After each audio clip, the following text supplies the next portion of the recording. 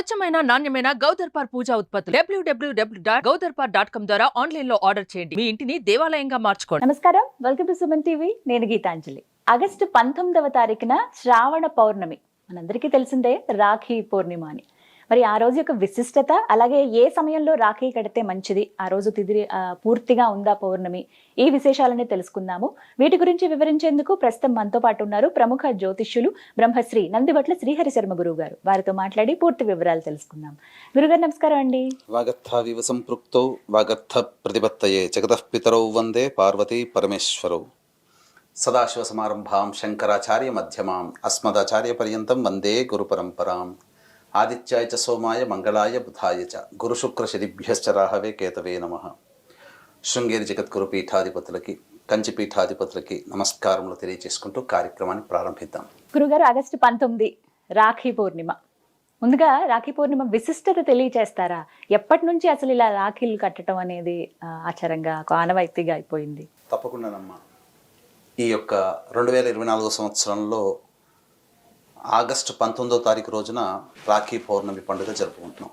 అయితే దీనికి ఒక విశిష్టత, ఎప్పటికీ లేనటువంటి విశిష్టత ఏంటంటే, ఈసారి శ్రావణ పౌర్ణమిని మహాశ్రావణి అనే పేరుతో పిలుస్తున్నారు. ఎందుకనండి? ఎందుకనంటేనమ్మా, మనకు సాధారణంగా పౌర్ణమి చంద్రుడికి సంబంధించింది కదా. శ్రవణ నక్షత్రం ఉండాలి ఆ రోజున. కొన్ని సందర్భాల్లో శ్రవణ నక్షత్రం ఉండదు. కానీ ఈసారి శ్రావణ పౌర్ణమికి శ్రవణ నక్షత్రం ఉంది. అందున చంద్రుని వారమైనటువంటి సోమవారం రోజున కలిసి వచ్చింది. సోమవారము చంద్రునికి సంబంధించింది, పౌర్ణమి చంద్రునికి సంబంధించింది.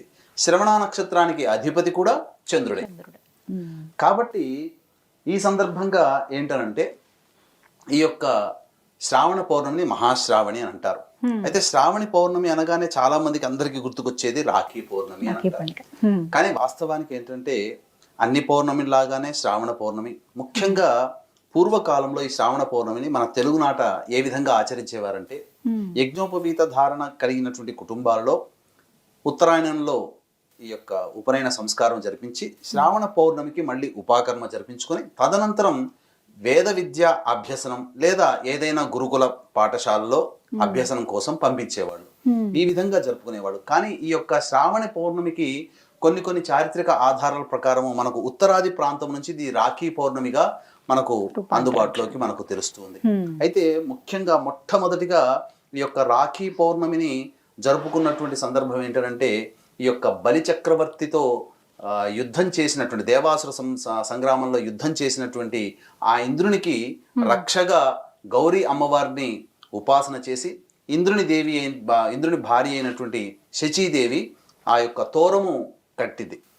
9 గ్రంథులతో ఉన్నటువంటి తోరంని రక్షగా కట్టింది. ఆ రోజు శ్రావణ పౌర్ణమి, శ్రావణ మాసంలో ఉన్నటువంటి పౌర్ణమి తిథి రోజున మొట్టమొదటి చారిత్రక ఆధారంగా. ఇక రెండవ ఆధారం గనక చూసుకున్నట్లయితే, బలి చక్రవర్తి గొప్ప విష్ణు భక్తుడు. ఆ విష్ణు భక్తుడు తన యొక్క భక్తి పార్వశ్యంతో, భక్తితో విష్ణువునే గెలిచి, విష్ణువే తన యొక్క రాజ్యానికి రక్షకుడుగా ఉండే విధంగా భక్తితో సంపాదించుకున్నాడు. వైకుంఠం వదిలినటువంటి ఆ యొక్క విష్ణు భగవాను యొక్క జాడ తెలుసుకున్నటువంటి లక్ష్మీదేవి తిరిగి మళ్ళీ విష్ణు భగవాన్ని వైకుంఠానికి తీసుకురావడం కోసం ఆ యొక్క లక్ష్మీదేవి బలిచక్రవర్తికి, అదే గౌరీ అమ్మవారిని ఉపాసన చేసి బలిచక్రవర్తికి రక్షగా కట్టి తన భర్తని తనకు తిరిగి ప్రసాదించమని వేరుకుంది. ఆ విధంగా బలిచక్రవర్తికి కట్టినటువంటి రక్ష కాబట్టి అప్పటి నుంచి ఆ యొక్క మంత్రము అనేటువంటిది వచ్చింది, ఏనబద్ధో బలిరాజు అని చెప్పి. అంటే దాని అంతరార్థం ఏంటంటే, బలిచక్రవర్తినే బంధించినటువంటి ఓ రక్ష, అటువంటి శక్తిని మళ్ళీ నాకు ప్రసాదించి నా యొక్క సోదరుని రక్షించు, నేను ఎవరికైతే రక్షగా కడుతున్నానో వాళ్ళని రక్షించు అని చెప్పే ఉద్దేశంతో ఈ యొక్క ఏనబద్ధో బలిరాజు అని చెప్పేటువంటి ఒక మంత్రాన్ని ఆ రక్షగా కడుతూ ఆ విధంగా సోదరీమణులు సోదరునికి రక్షగా కడతారు. అయితే కేవలం ఇది సోదరుడికి సోదరి కట్టేటువంటి భావన కాకుండా, తనకిష్టమైనటువంటి వ్యక్తులను రక్షించే ఉద్దేశంతో ఈ విధంగా కట్టవచ్చు. కేవలం ఒక స్నేహితురాలు స్నేహితుడికి కట్టవచ్చు. భార్య తన భర్త యొక్క, ఇంద్రాణి శచీదేవి ఇంద్రుడు కట్టారు కదా, అట్లాగే భర్త యొక్క యోగక్షేమాన్ని కోరి ఆ శ్రావణ పౌర్ణమి రోజున రక్షగా భార్య కట్టవచ్చు, స్నేహితులు కట్టవచ్చు, సోదరీమణులు కట్టుకోవచ్చు, గురువు శిష్యుడికి కూడా కట్టవచ్చు, రక్షగా ఉండాలని ఉద్దేశంతో. అయితే ఇంకొక గాథ ప్రకారం చూసుకుంటే మనకు చారిత్రక ఆధారాల ప్రకారం చూసుకున్నట్లయితే శిశుపాలుని వధించేటువంటి సందర్భంలో సుదర్శన చక్రాన్ని వదిలినప్పుడు చేతికి ఆ చూపుడు వేలికి గాయం అవుతుంది కృష్ణ భగవానుల వారికి. అంతటా ఆ సమయంలో రాజసూయ యాగం జరుగుతున్న సందర్భంగా జరిగింది కాబట్టి ఆ సమయంలో ద్రౌపది గమనించి అది హుటాహుటిన కృష్ణుడు వారి దగ్గరికి వెళ్ళి ఆ విధంగా తనకున్నటువంటి చీర కొంగుని చింపి ఆ వేలికి కట్టుగా కట్టింది.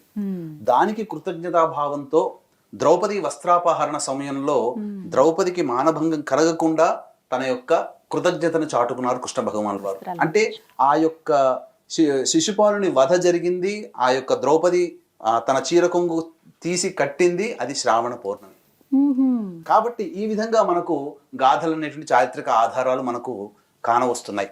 అయితే ముఖ్యంగా గమనించుకోవాల్సిన అంశం ఏంటంటే శ్రావణ పౌర్ణమి రోజున చాలా విశిష్టత. అంటే ముఖ్యంగా ఆ రోజున చేయవలసినటువంటి విధానం ఏంటంటేనమ్మా, శ్రావణ పౌర్ణమి రోజున ముఖ్యంగా గౌరీదేవిని ఆరాధన చేయాలి.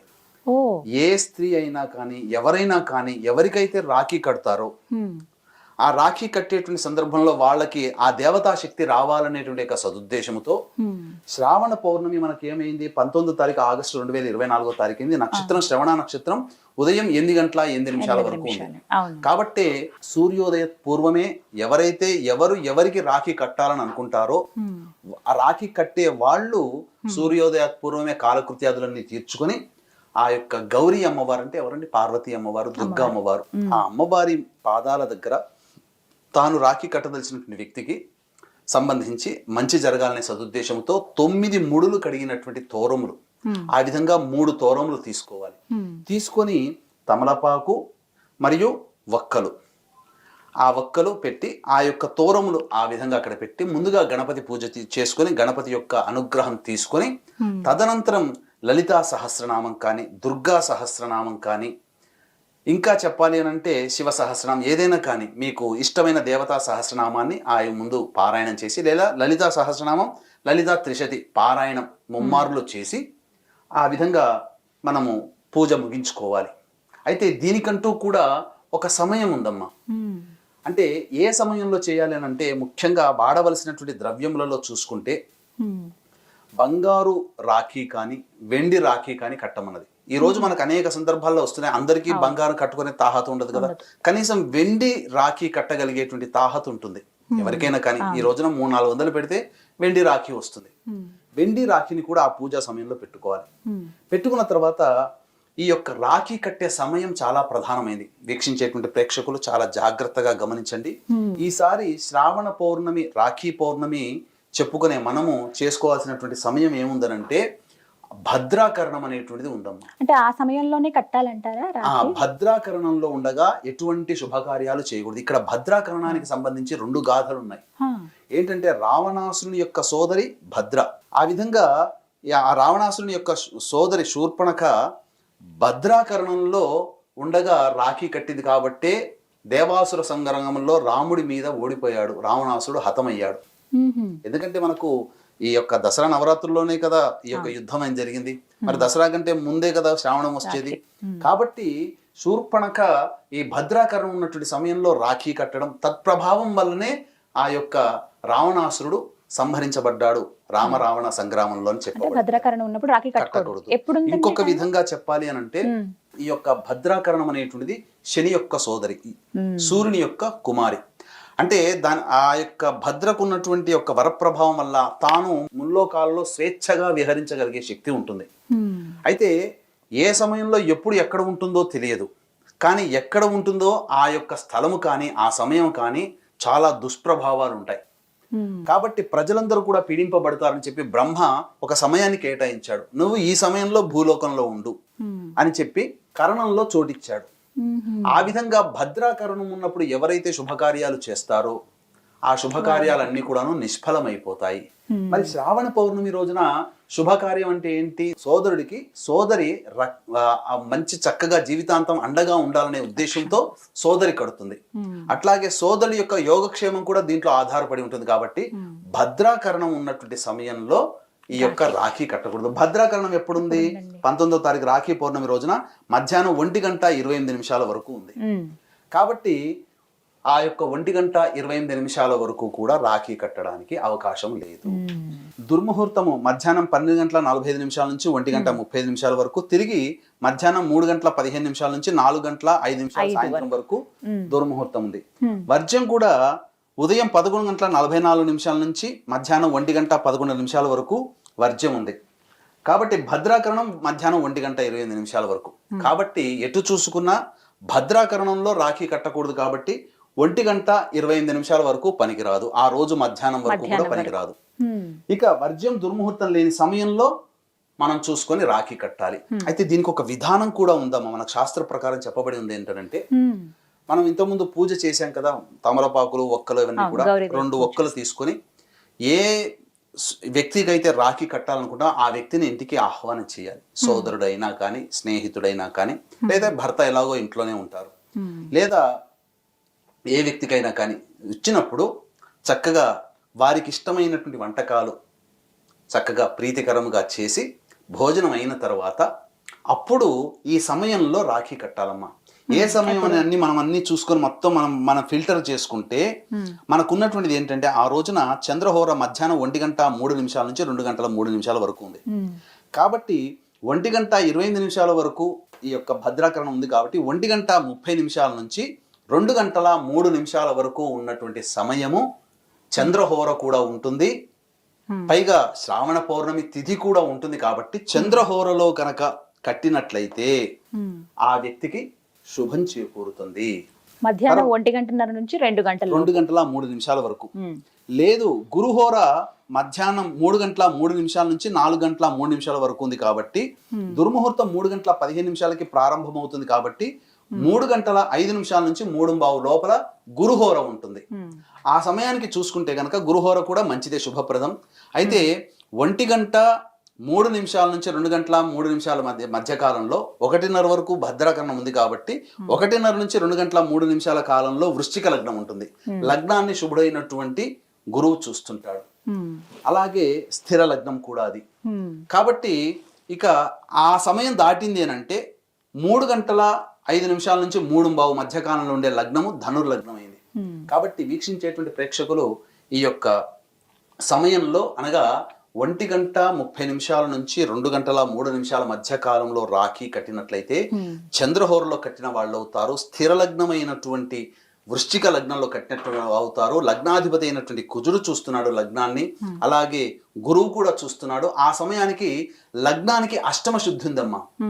అన్ని ఏ మంచి పనులు చేసినా అష్టమ శుద్ధి ప్రధానంగా ఉండాలి. అష్టమ శుద్ధి లేకపోతే అది దాని యొక్క ఆయుష్, ఆ ముహూర్తం యొక్క ఆయుష్ తగ్గిపోతుంది.